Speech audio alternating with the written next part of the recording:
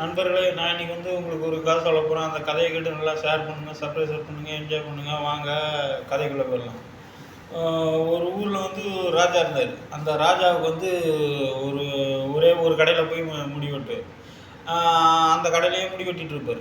ஆனால் ஒரு நாள் ஒரு வாட்டி என்னாச்சு, ராஜாவுக்கு முடி வெட்டும் போது அந்த கடைக்காரருக்கு உடம்பு சரியில்லை. உடம்பு சரியில்லைன்னா அவர் கடை போடல. உடனே வேற ஒருத்தரை அழைச்சிட்டு வந்தாங்க. அது ராஜாவுக்கு நீங்கள் முடி வெட்டணும் அப்படின்னு. ஆனால் எல்லாருக்கும் அந்த ஊரில் ஒரே சொன்னாங்க, ராஜா எப்போயுமே காதை சேர்த்து மறைச்சி தான் கட்டியிருப்பார். இது என்ன காரணமும் யாருக்கும் புரியல. ஆனால் அந்த புதுசாக வந்த முடி வெட்டுறவங்க என்ன பண்ணியிருக்கான், ராஜாவுக்கு முடி வெட்டுறதுக்கு அவுத்த உடனே பார்த்தா ராஜாவுக்கு கழுதுக்காது. அவனுக்கு தாங்கவே முடியல. ஐயோ, இதை போய் யார்கிட்ட சொல்லணும். உடனே அவன் முடி வெட்டிட்டு வீட்டுக்கு வந்துட்டு நைட்டில் தூங்கிட்டு இருக்கும்போது அவன் பாட்டு கக்கன்னு சிரிச்சிருக்கான்.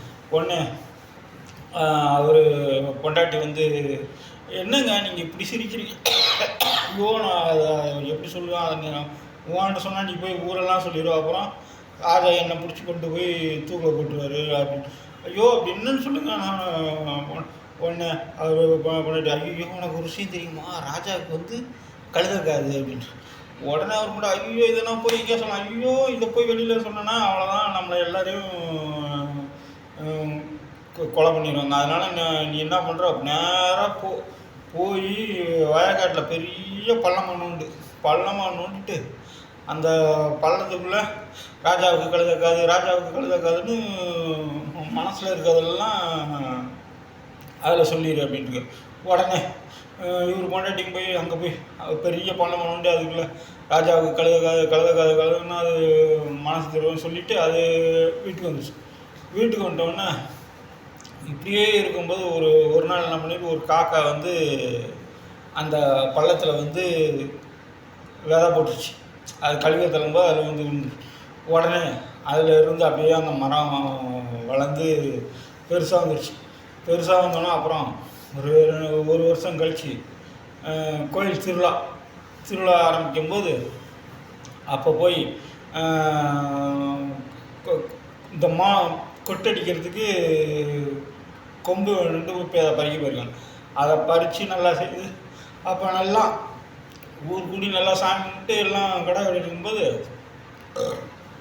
மோதத்தில் ராஜா என்ன இது நம்ம இதை வச்சு அடித்தா ராஜா, அடுத்து இன்னொரு கழுத, இன்னொன்று காது. ஐயோ, ராஜாவுக்கு கழுதக்காதுன்னு ஊர் முழுக்க தெரிஞ்சு போச்சு.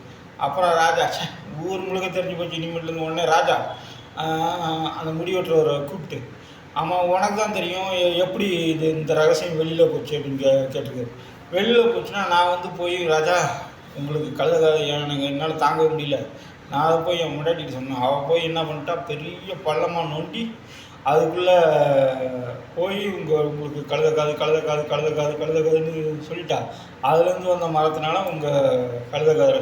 உடனே ராஜா, இனிமேட்லேருந்து எல்லாம் தெரிஞ்சு போச்சுன்னா அவர் அதுலேருந்து துண்டாச்சு.